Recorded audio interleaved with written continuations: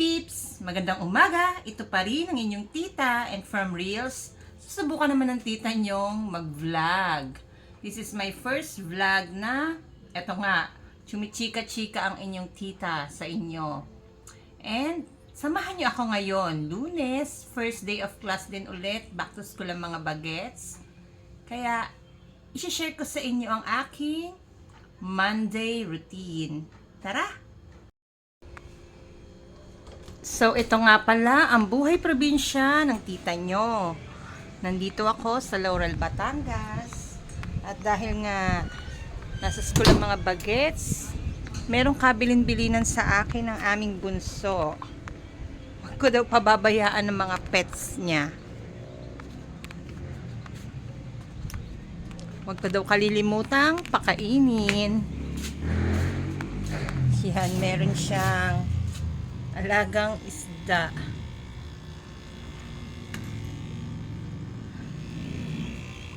Dalawa na nga lang yung natira. Hindi ko alam bakit nangangamatay sila. Dalawa or ayun yung isa. So, papakainin muna natin.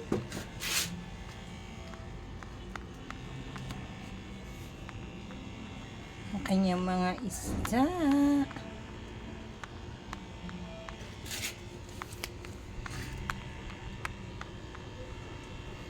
Nasaan ba ang kanyang pagkain?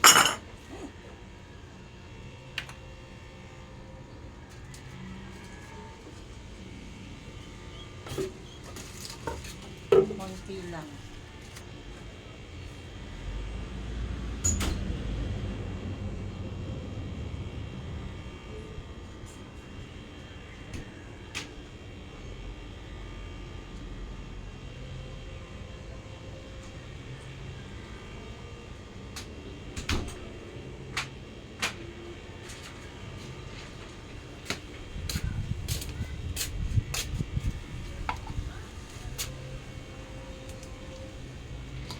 Ano ba karami?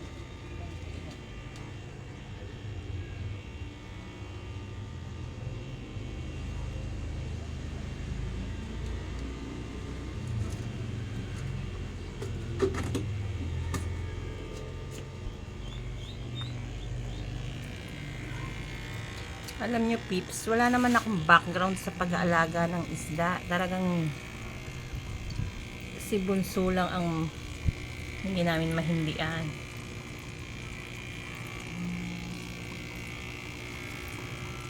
Yan ang kanyang fish.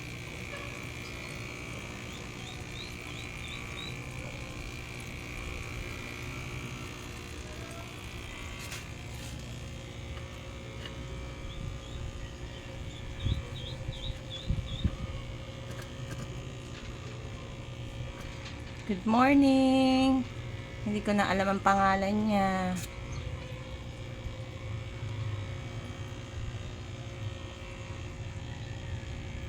Nasaan na yung isa? Yung angel fish. Nagtatago.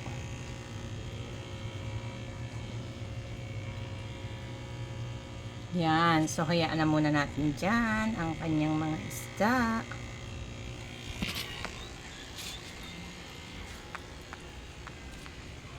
Ito nga pala peeps, ang aking daily view. Yan. Mga halaman ng tita, nagtatawag na ng dilig.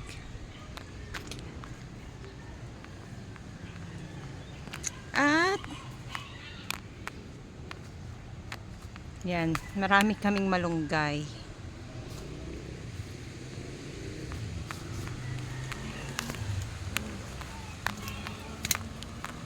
Meron din pala akong mga dragon fruits. Meron ding tanglad. O salay ang tawag nila. Tapos meron din ako dun mga pinya. Hindi pa nga lang namumunga. Ito pa pinya din yan.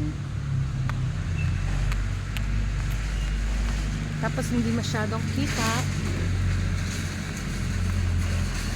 Pero ayun, kita niyo ba peeps? Nasa harap lang kasi kami ng simbahan. Ayun, si Mama Mary. O, diba? Ako, nag-yellow-yellow na ang mga malunggay. Kailangan na ulit i-harvest.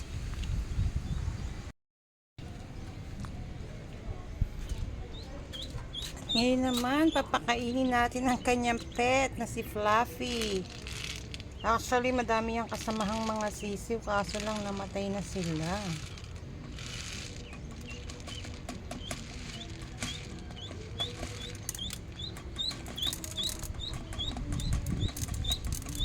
Lagyan natin ang pakain.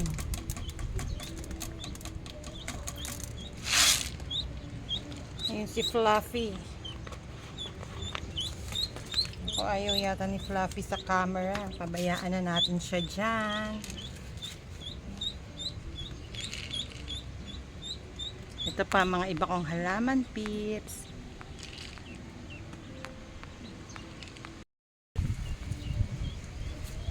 At kayo naman ay magdidilig ng mga halaman ng tita nyo. Samahan nyo ako, peeps.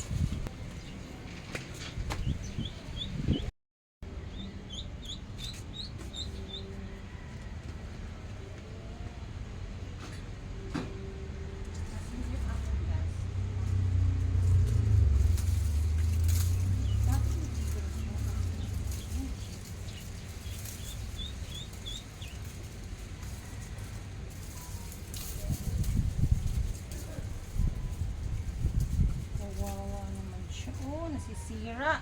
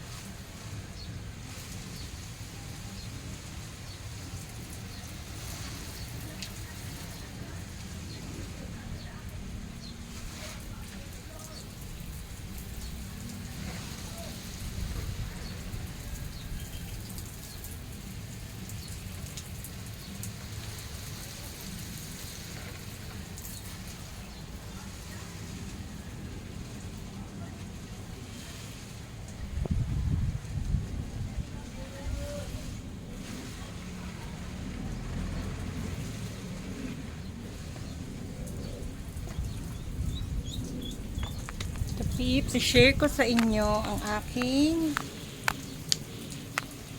mga halaman, ang aking dinidiligan.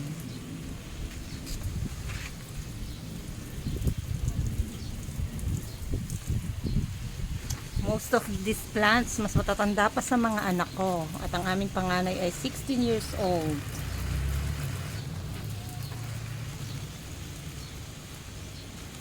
Yan, mahilig sa halaman ang aking mister at mga hipag.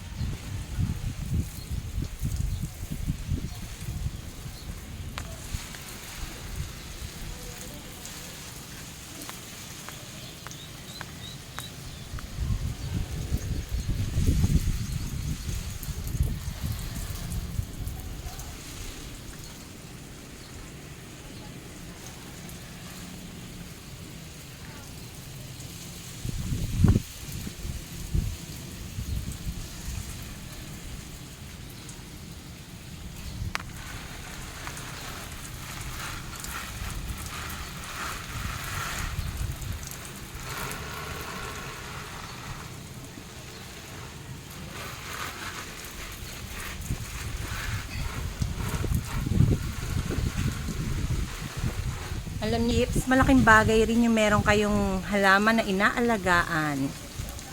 Kasi nakakatanggal siya ng stress, nagbibigay ng good vibes, positive vibes. Siyempre, pag gising nyo sa umaga, ito yung mga bubungad sa inyo, diba? Ang gaganda.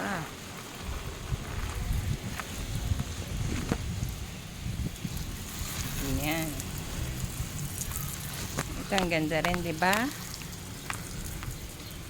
Isang ang yes dyan, peeps. Yes na yes.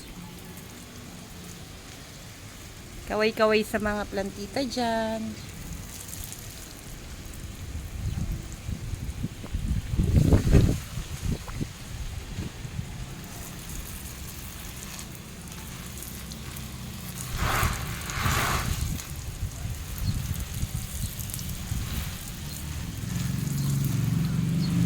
Ito nun talagang napakaliliit, kaso lang yung ugat niya pala hindi namin napansin, nag-ano na pala sa lupa, kaya yan medyo lumaki-laki yung mga dahon.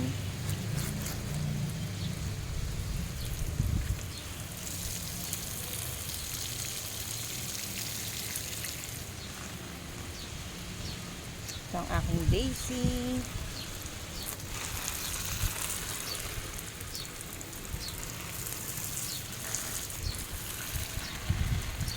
Meron din akong rose.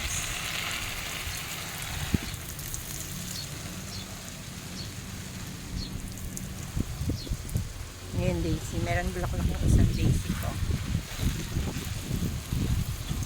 Totoo ba na kahit saan mailipat yung daisy, haharap at haharap siya kung saan may araw? So, alam kong kita niyo siya. Ayun, ganda. Mabingin yung aking camera. Meron din akong bonggambilya.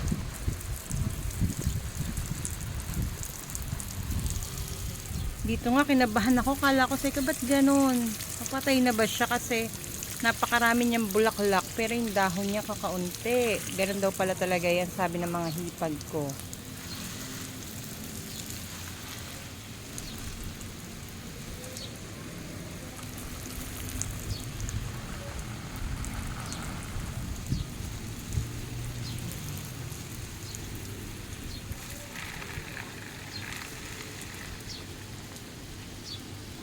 Pips, sana mag-subscribe kayo ha sa Lala Bella's channel. Dito ko naman susubukin ang aking galing, char. Nag-reels din pala ang tita nyo. Check my FB account, Galain Albacino del Mundo. Mga random vlogs lang naman ng aking buhay probinsya, buhay nanay.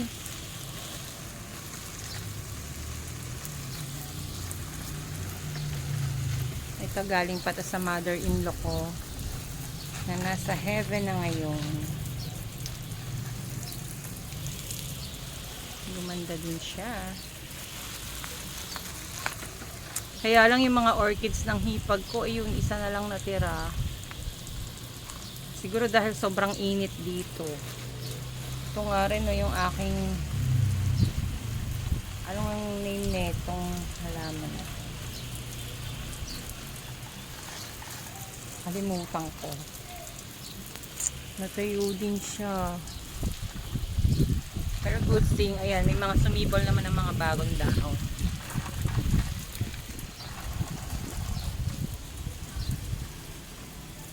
Meron din akong aloe vera dyan. Ito, namumulaklak yan. Maliliit na white ang flowers.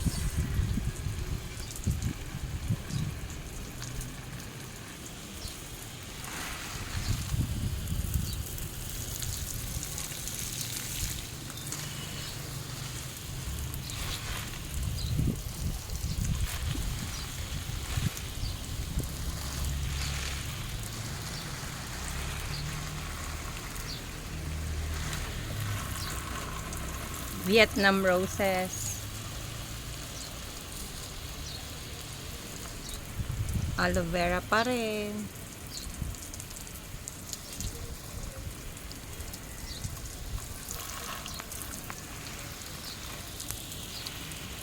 Is this pencil plant?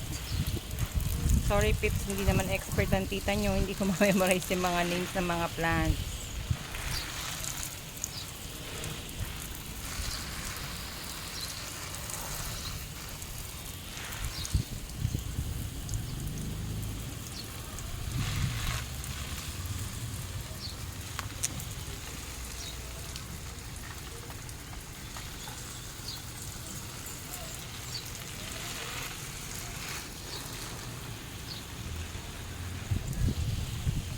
Ayun, meron din akong isang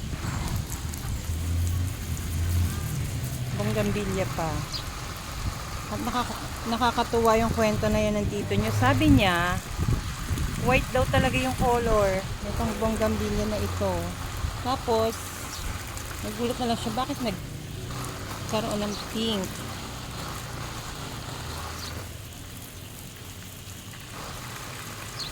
Na mekus-mekus.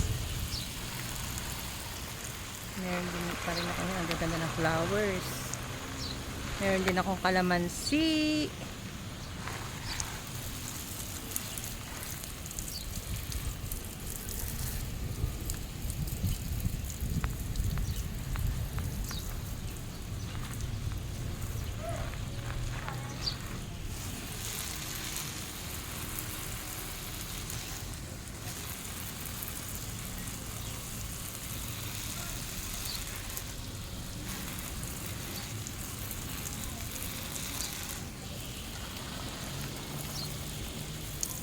Make sure na nadilig natin lahat. Meron din akong kalachuchi. Hindi ko alam, dwarf kalachuchi ba? Alam ko lumalaki talaga to pag dun sa mismong direct sa soil. Ito nakapaso. Ayan, diba? Ang ganda-ganda ng daisies. Daisy pala, isa lang pala siya. Tsaka yung bonggambilya. Basta, ang gaganda ng mga flowers. Good morning, my plants.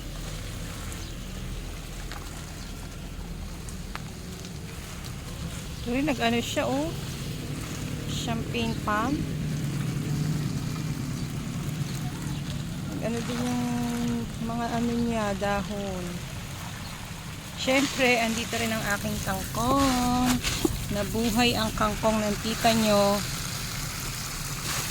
Gusto daw nito sa matubig. Ay! Oh my gosh! Ni Kokak! Hindi ko nakita. Si Froggy.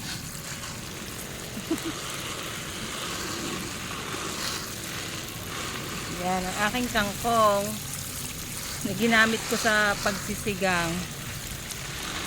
Tapos, trinay ko siyang buhayin, itanim. Ayan. Kaso lang, hindi masyado magaganda yung dahon niya ngayon. Oh.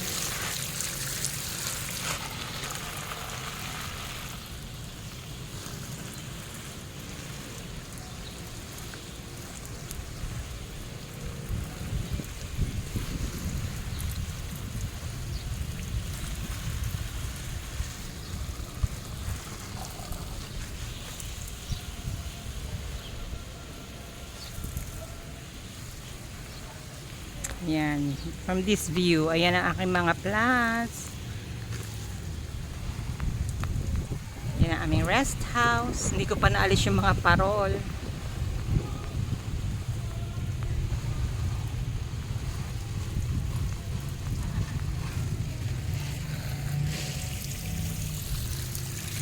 Dagdagan natin yung tubig nito. Di ba yung kangkong yan yung water spinach? So gusto niyan sa tubig. Iba naman yung ang tawag, nakalimutan ko yung upland kangkong. Tama ba? Yung isa, yung hindi kailangan ng matubig. If you like buhay probinsya, buhay nanay videos, ito ang video ng tita nyo. Please like and subscribe to my channel at pagpasensyahan nyo na ang tita kung medyo nag-a-adjust pa ako sa pagbablog. I'll make sure to make it better next time. Salamat sa oras. Love, tita nyo.